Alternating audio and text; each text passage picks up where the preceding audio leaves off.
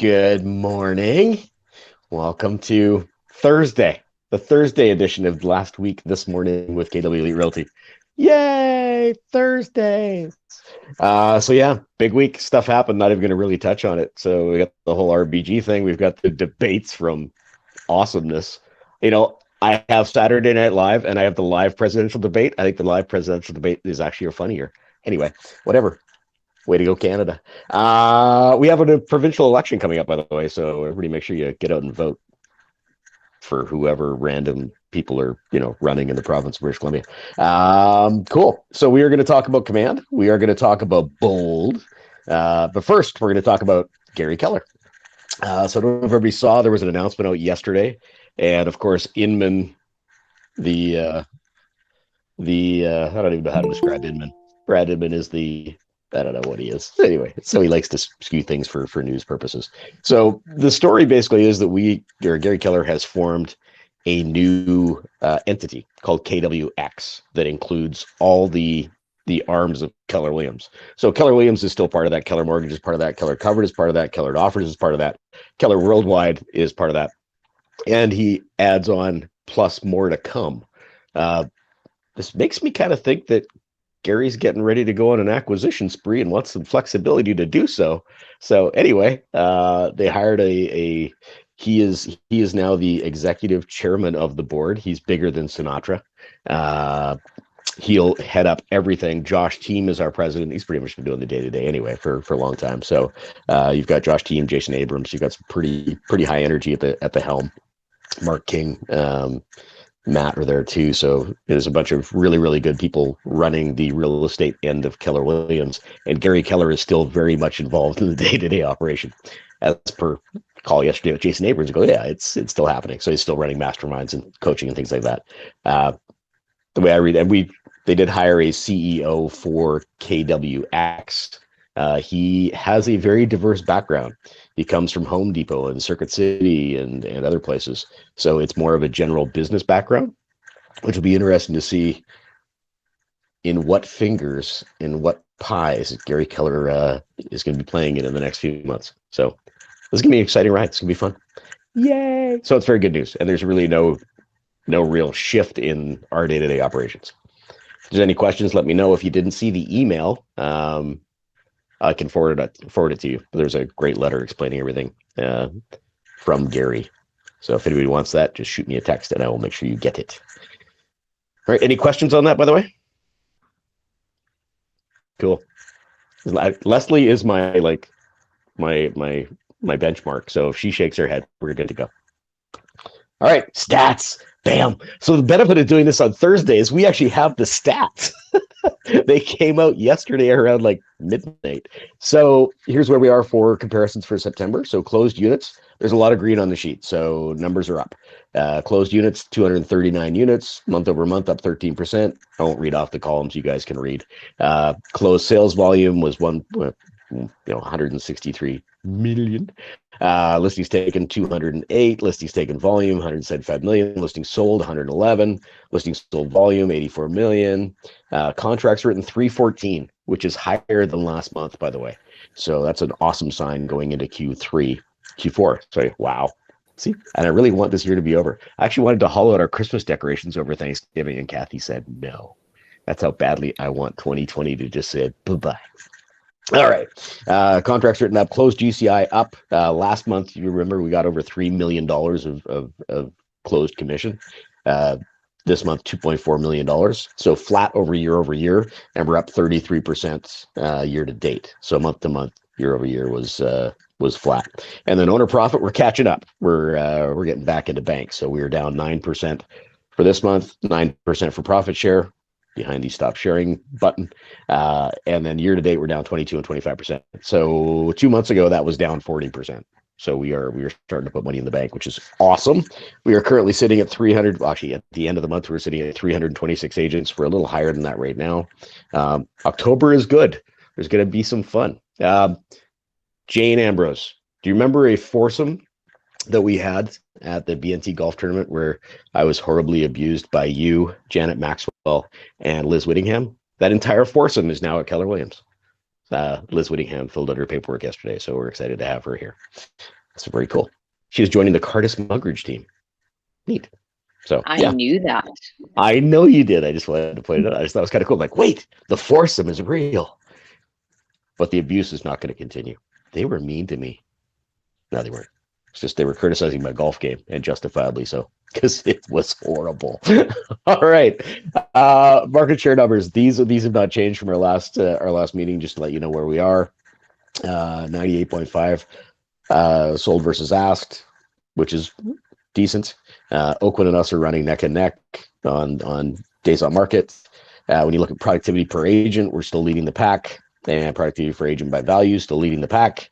And on the overall numbers, we're doing okay. So just need to make sure we keep the foot on the gas that you're planning into Q4 and Q1 of 2021, when all will be glorious. 2021 will be a glorious, glorious day, even if you know we're not allowed to celebrate it. So that's it on the stats.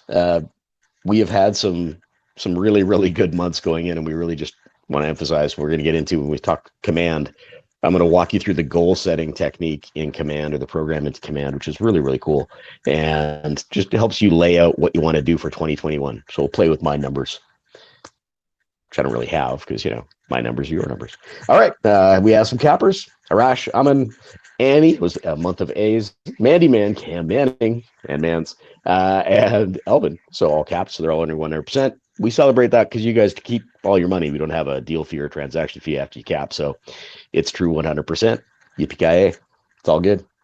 Like it when you guys get greedy and don't share. Yay! All right. Elite Awards for September. Written volume. Top individual, Seema Sood. Number 2 is Jug Ball. Number 3, Renee Sandu. Number 4, Amber Shelley. Number 5, Mr. Kenny. Mr. Kenny on the top 5. Woohoo!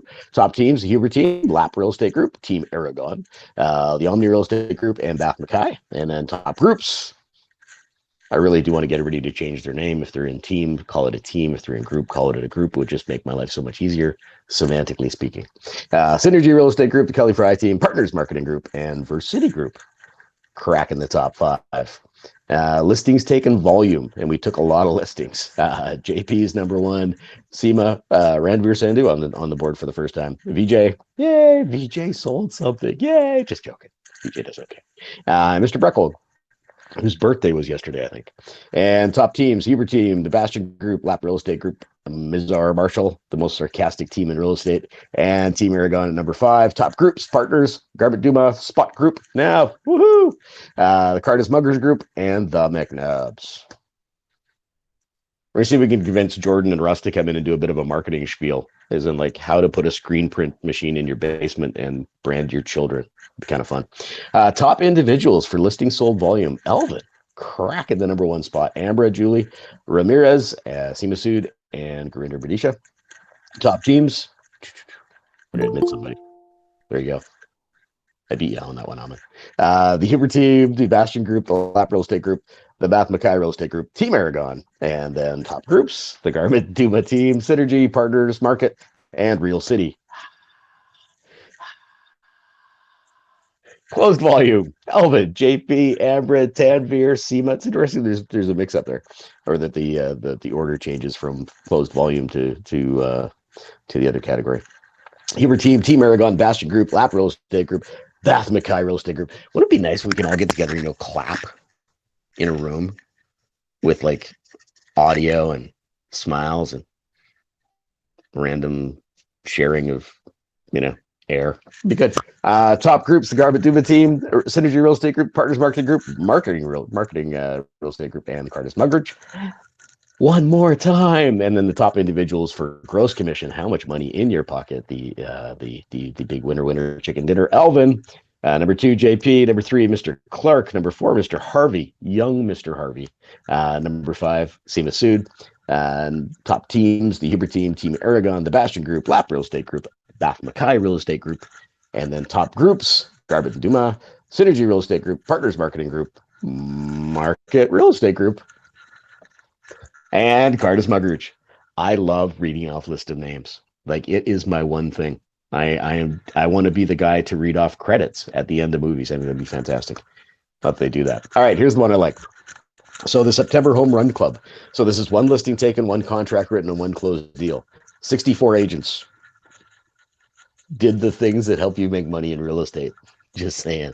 I'd love to have 326 agents on this list because that would be fantastic. And that means that everybody's talking to somebody about transacting in real estate.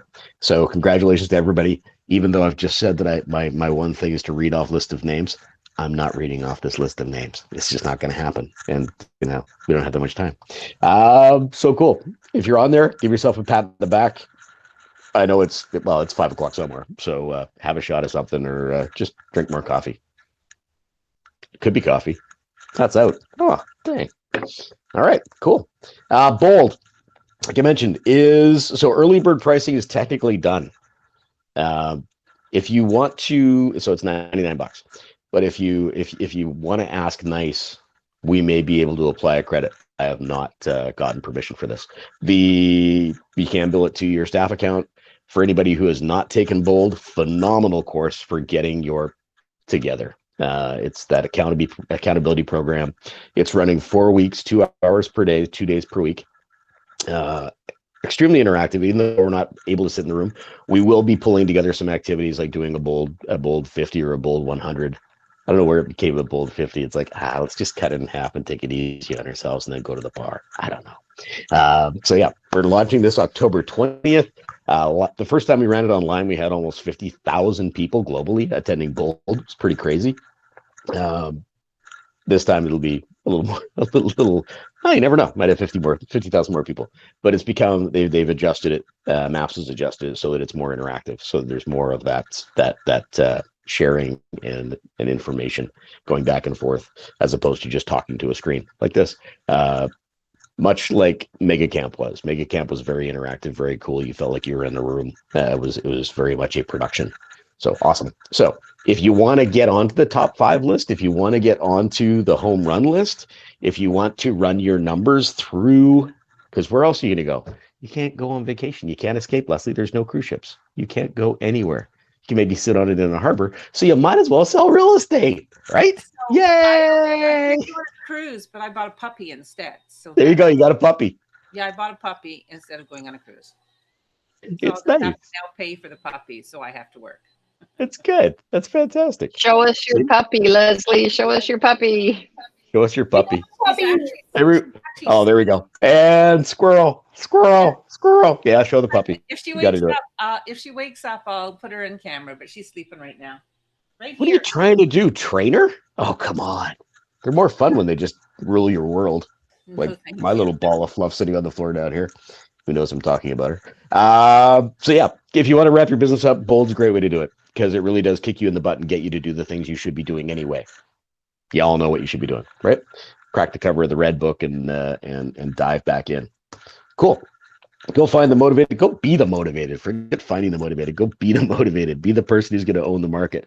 I've had a lot of conversations with agents this week from other brokerages who are not having the same experience as we are. I feel bad about that. And they want to know what we're doing. So, and I blame you guys. I say, it's our agents. We've got kick-ass agents who are fantastic, and they're going out and they're doing the work. They're going out and they're talking to clients, and lead generation is part of our shtick. So we never took the foot off the gas on that. And that's how you drive revenue through a shifting market. And I would love to say that we've got a good portion of agents that are participating at a high level. It'd be awesome if we can have 326 agents who are putting a lot of money in their cap, right, in their pocket and their cap, and driving and creating a business through the shift. This is a great opportunity that people could take advantage or more advantage of. All right, KW Command. Oh, it's going to get scary for a second. I'm going to get out of here. Hold on. You get to find out what I'm buying for Christmas, maybe. Could happen. No, you don't.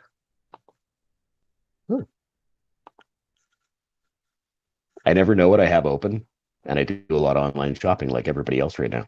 Isn't it amazing what you can't get from the US right now? The amount of companies that do not ship across the border. It's irritating me. I'm thinking of, digging a tunnel. All right, so we are going to talk about reports within Command and goal setting within Command. We went through this in one of the courses. that I get to take on Wednesdays for the next 6 weeks. Actually, really good information. But really diving back into the MREA and the goal setting. If you remember the CGI, the goal setting program that we tried to force down your throats a couple of years ago, this follows along with that because it follows the MREA, which makes sense. So in your reports, you see where I did that? So in this little one that looks like a graph, that is your report button in Command, agent.kw.com. And up here you have your dashboard, you have reports, and you have goals. Click on goals. Yay! And then so here you've got your 2020 goals or your 2019 goals. We'll go to 2021 in a minute. So this would be your existing goals. Obviously, I don't have anything in here. You also have so this is your dashboard for your goals, your profit tracker. I have sold nothing. I'm one of those people where I'm talking about. I have sold not a stick of real estate, which is good because I'd be in jail and doing this in prison. Bad things. So click on the goal settings on the top corner. It's the only thing lit up. And you can either go forward and look at the guide. You can watch it or go through the tutorial on how to do your goals, or just hit get started because this is pretty darn easy. All right, so get started. Here's what we're gonna do. So in here, I have a profit goal of $1 million. So on the left-hand side of the screen, you're going to see the actual results of what you're inputting on the right-hand side of the screen. Does that make sense? So all your information is going to go on the right-hand side. So your annual profit goal. Actually, Leslie, are you unmuted? Yeah. Yes. Do you want to play? Sure. All right, cool. Because yeah. Otherwise, I'm just making stuff up. So we play. So you can either enter for this year. So if you want to reset your goals for now and the end of the year, there's still 3 months left. Not a bad idea. But we're going to focus on 2021 for this one, just for fun. So the numbers are in US dollars. Does that impact your goals at all, Leslie? Oh yeah, a little. By 35%. Okay, but it's not going to track track the payment at this point. So yeah, but if you get a 35% boost in income, okay, cool. Just tell your customers we're charging in US dollars. It'll be fun. So anyway, it's just saying USD. All right. So what is your revenue goal for next year? And notice when I changed that to zero, That's a good number. my graph changed. $0. Say 250,000. $250,000. Okay, cool. All right, boom. All righty. Fantastic. So what are your annual expenses? You don't have to give me, real numbers. I don't know, 80,000. Pick a number. 80,000. Okay. Does everybody know the difference between expenses and cost of sales? No. Okay.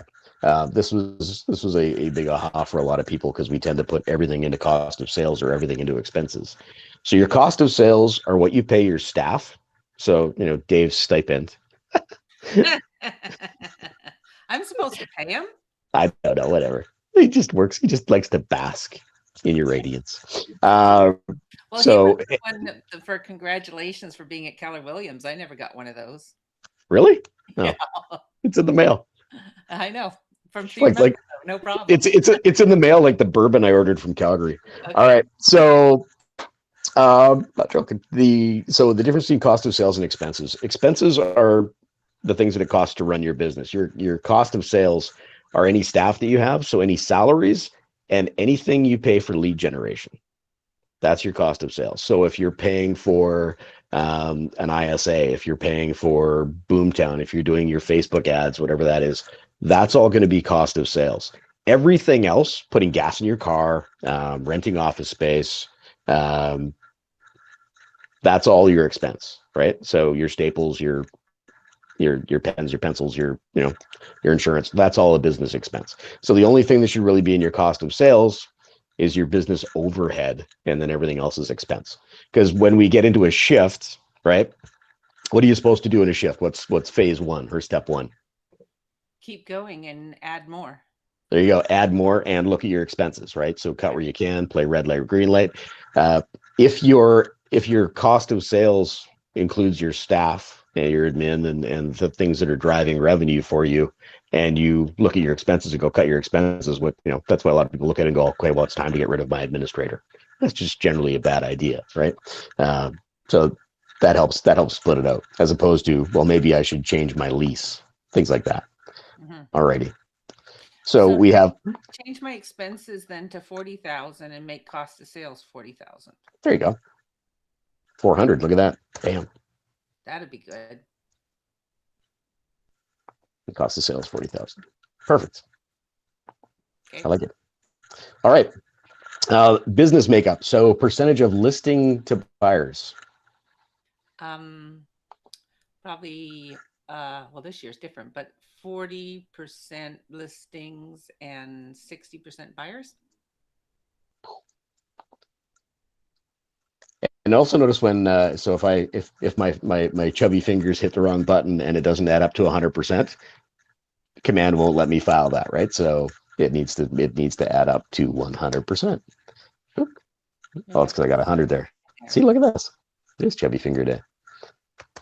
Yay! Look at that. And if you do leases, then you can add that in there. So for percentage of your business. So if I'm Kelly Fry, I could add that revenue in there. Or Mike Tremaine for that matter. All right. Now, commission paid per unit. So how much what's your average commission on a listing? Oh, I have no idea. Ooh. Just pick a number. I don't know. Okay. Our average commission is $10,600 in the office. So let's do that. That's a good number. There you go. See?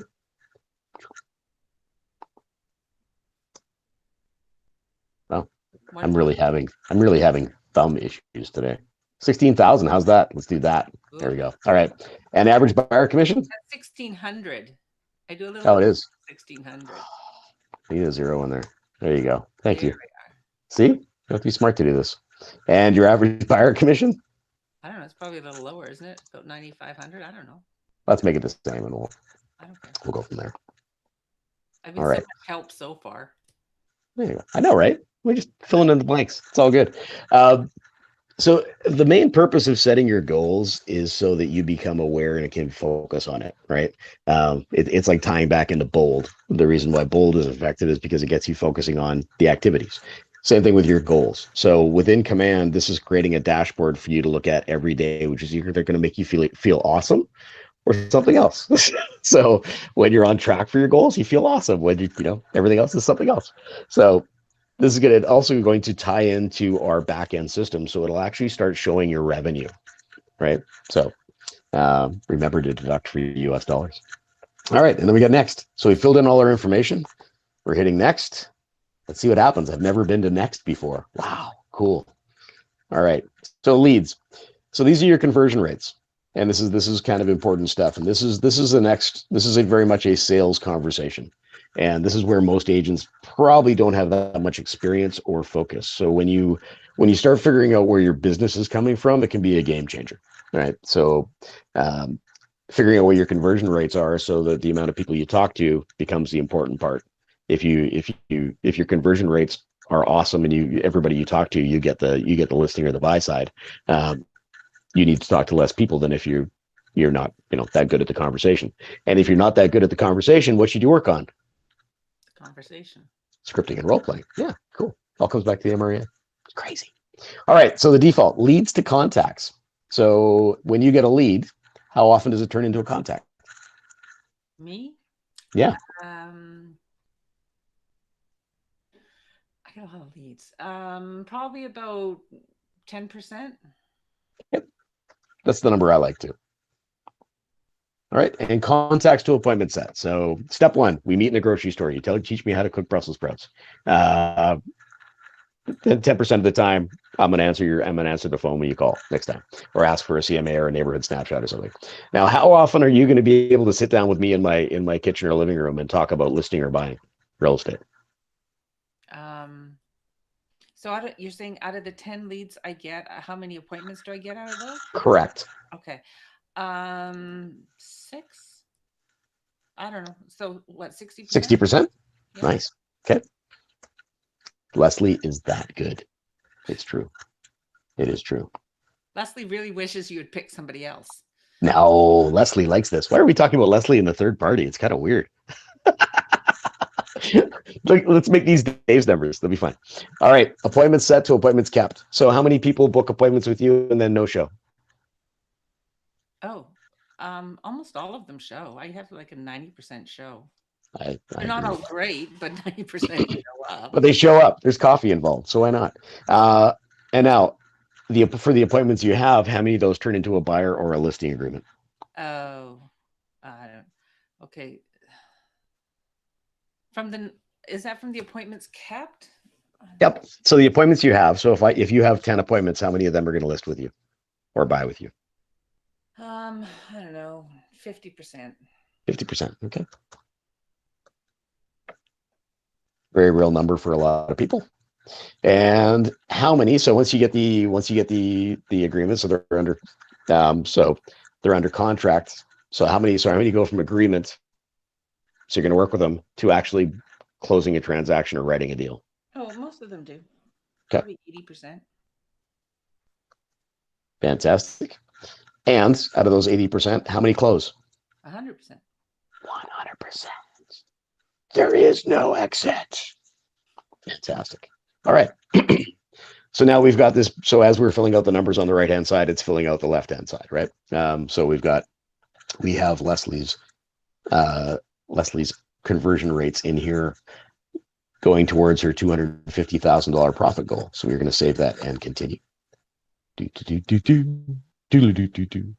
it's all here. So so now you've got your leads, you've got your contacts, you've got your appointment set. It's giving you the conversion rates on the one side, and your net goal is $250,000. So based on your expenses, it's calculated a $330,000 goal for GCI, right? We automatically changed it to net. You want to increase your revenue? Stop talking gross, start talking net. It's kind of fun and horrifying at the same time. All right, your listings and your buyer makeup. So this is your dashboard, right? And then we hit on the what's next button. And now we can talk about how to. So then when you get into what's next, we're also going to take you back further into command. So your goals are set at this point. When you log back into command, it will actually show you what your revenue will be for the year. We obviously haven't started 2021 yet. So I recommend do the back half of 2020 and let's play with that first, and it'll show your actual comparison to where you are.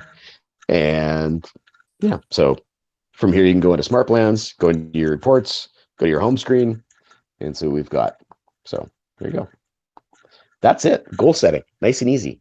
And like I say, command is connected to the back end of our accounting system, so you'll actually start showing tracking. It's not real time yet.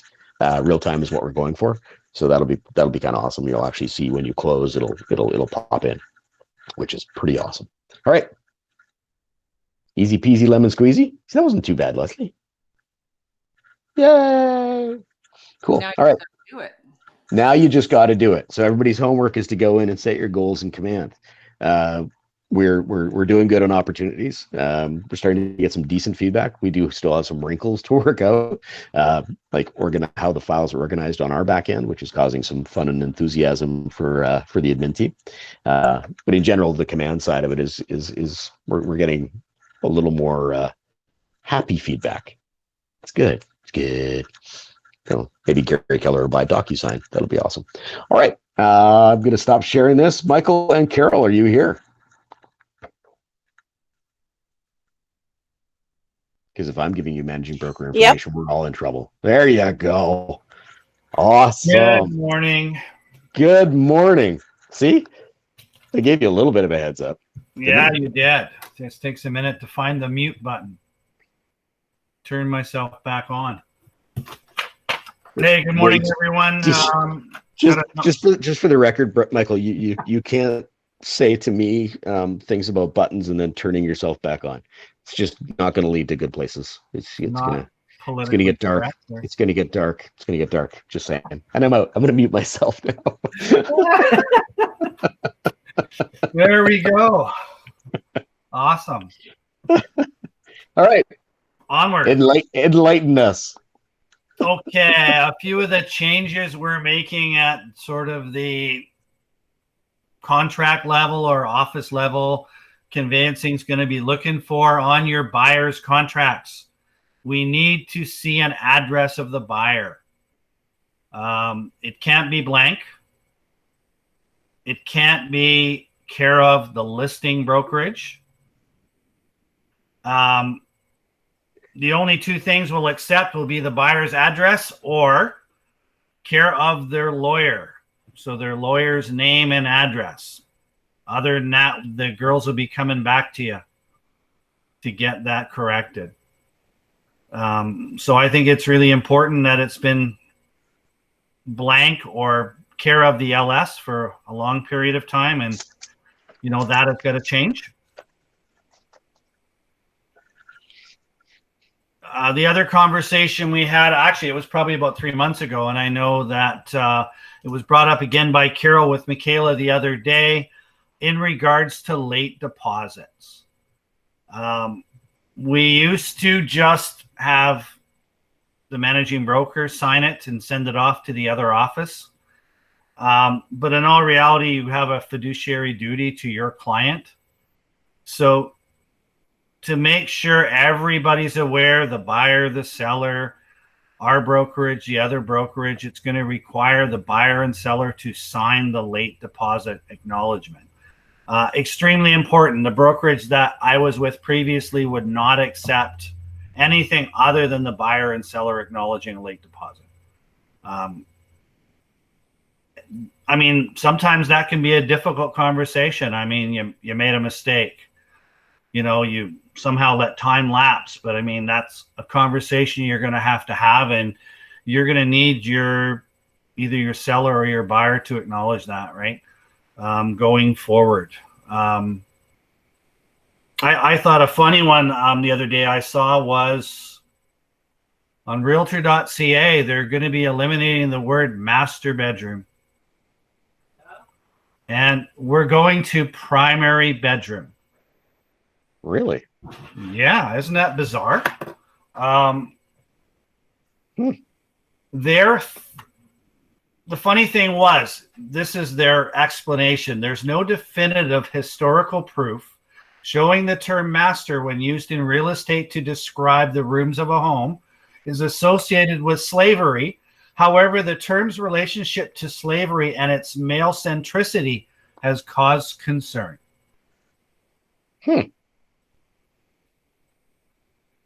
What was that I just saw Jane had typed a comment? Looking for the brokerage instructions in writing so that they can share that with the client. So are they looking for an office form? Is that what Jane's referring to? I'll let Jane answer. I can't find a chat room. Just a sec. So let me just do this. Just something that we can show to a buyer's agent, even if it's just a policy. This is the office policy. Just so we can show a buyer's agent, yes, it's our brokerage's policy that we have to have a buyer's address, because we get pushback all the time. Yeah, we could create something to make that work. I thought you were referring to late deposits, but you're actually talking about the fact that we want the buyer's name. And I don't know where I saw it in the last month, but I think it was a council-derived idea that they also expect there to be an address on. I don't know if it was council or I can't remember where I saw it, and I'll try to dig it up and bring that up next week where I actually saw it previously. Having it in writing would be beneficial because we do hear that, even though it's mandated by council or board, there are several offices that do not enforce. So it makes us look like, we're sticklers for keeping people out of jail. Look at us trying to keep people out of jail. Darn. Yeah. I mean, at the end of the day, when they have to have an address eventually on there somewhere. So, I mean, I just think it's prudent that, that we make it an office policy, and we'll figure out a way to create something that you can forward on to a buyer's agent signed by myself that specifies that is our office policy. Okay. It'd be great if it does reference the requirement from council or board. I'll find where I found that in the last few weeks, but I think it's important. We could put it so that we could put it in the documents on our listing that's one of the things that we post so that they know that when they're writing the offer. So if it's just a document that we can post with every one of our listings. There you go. Yeah. There you go. an interesting one in regards to open houses. And as we're well aware, we're still in the same pile of shit that we've been in since March, right? Hasn't really changed. Kira, but then I don't know. What did Jane say there? Oh. Jane had Should I another just comment unmute there. myself and Just and unmute ask my yourself. Yep. question? For some Yeah. reason, the chat box is not showing up once it I was disappears. just We're all trying to interesting. read fast. There you go. It's just interesting. You'll see some subject to sale contracts and they'll show care of the buyer's brokerage, but then it's subject to sale. So the buyer's address is in the body of the contract. Yeah. That's kind of humorous, isn't it? Yeah. Because it's not a secret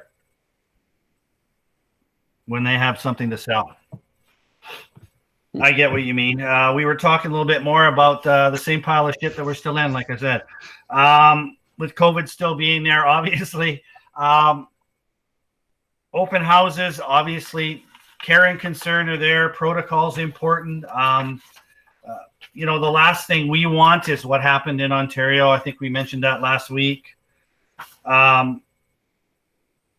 You always have to kind of have your open house with the expectations that someone's watching from across the street. So it's really important that you follow proper protocol and that the people coming in and everything's working really well so that we don't end up with complaints in regards to that. And further to that thought, Fraser Valley Board put out a message here in regards to contact tracing and exactly how we collect it and what we can use it for. First of all, when you're asking them for their name and their phone number, it's solely for the purpose. So explain to them why you are collecting the contact information. You only need to collect the minimal amount of personal information necessary: name, phone, or email, and date of the open house. Do not use or disclose the information other than to provide that information upon request. You want to keep a record. If you share the information, keep a record of the transaction. So we're talking about if you're sharing that information with health authorities, you need to keep a record of that transaction. Only keep that information for 30 days and properly secure the information to ensure that it's not accessible by others. A complaint came into the Fraser Valley Board, and subsequently someone visiting an open house had a follow-up call from a realtor soliciting them for real estate services. And that is a big no-no when it comes to the Privacy Act. I mean, they gave the information solely for the purpose of contact tracing in case there was a COVID inquiry, and not for us to solicit them for business. And right now I'm taking another course. I'm taking a strata management course right now, and there's been a big chapter on the Privacy Act. It's pretty freaking scary if you have to get involved with the government in relation to you breaching privacy. I don't really think it's somewhere you want to go. The fines can be career-ending. Well, especially when you're talking about government legislation and government policy, it can be quite scary, I think, from that perspective. So, I mean, when we collect people's private information, we must use it for the means that it was collected for and not for other purposes. I mean, this has been going on for probably privacy's become a big issue in the last 20 years. And continuing going forward, it's going to become even more important as to why we're collecting, using, and disclosing their personal information. And to clarify, too, contract tracing is done by Fraser Health or one of their affiliates. It's not done by us, right? So it's not your responsibility to phone the list. They would contact us in relation to a person who potentially is COVID-19 positive and wanting a list of that contract tracing information for such a date for that open house. And that information, you'd forward it on to the provincial health authorities that are requesting that information, whichever health authority that might be. Yeah, but everything is covered under the Privacy Act. It's and yeah, there's a massive list of first names and phone numbers out there right now. So, you know, yeah, every time I see one, I'm thinking someone's gonna borrow that and use, because it's probably your cell phone number too, right? So anyway, Yeah, and use yeah, it. I think yeah. I've actually been disappointed that all the pretty people who've asked for my name and phone number, not one of them has called me after. It's kind of depressing. Yeah. maybe if you went without your wife, That's it. you might get a few phone calls. Probably not. Probably not. We talked about that home price index dashboard, that new tool that's available out there. For those Fraser Valley board members, they're doing a one-day free course October 21st from 12 to 1. You can get one self-directed credit. As I registered last night, there was still 14 spots available. So it just might be worth something, you're going to do for an hour, maybe one day having lunch, and see if it's something that interests you at all. Going that way. And one last thing I wanted to talk about briefly in regards to showing. I know none of our agents do this, but you have to show up with your client when you book a showing. Sounds quite simple, doesn't it? Mm-hmm. And by not doing so, you are breaching the rules of cooperation of the 3 boards. Sounds pretty clear, but if you cannot attend with your clients, we have a lot of teams in our company. Have a team member help you out and show it for you. If not, contact the office and see if someone can sub in for you that day and show your buyers that property, but do not send them unattended.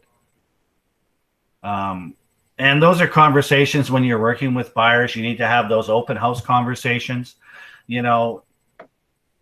Call me. If you see an open house, you want to get in, call me. We'll set up an appointment for you. You don't need to show up at an open house with a whole bunch of other people. We can set you up an exclusive private showing. So, you can spend time, you can feel safe, you can feel comfortable. There's ways to swing it where hopefully your buyers aren't going to be out there running around rabid. And none of our agents phone other realtors for one-day codes, do they? No, never heard that. Never heard that. We don't do that at Keller. So, no. And then quietly forward it on to our buyers because it's 40-minute drive to the showing. That's why you should refer properties to Chilliwack. Or I'm driving to Chilliwack. It's that way, right? Yeah. Okay. Good. Anyway. And if you want to sell Chilliwack and you're comfortable driving to Chilliwack, and it's a single family, it's something you're familiar with, it's not out of your comfort zone, go ahead and do it. But you actually have to go to Chilliwack. That's nice out there. That's just the way it is, right? And there's not much you can do about that. And there was one last thing I wanted to bring up, if I can,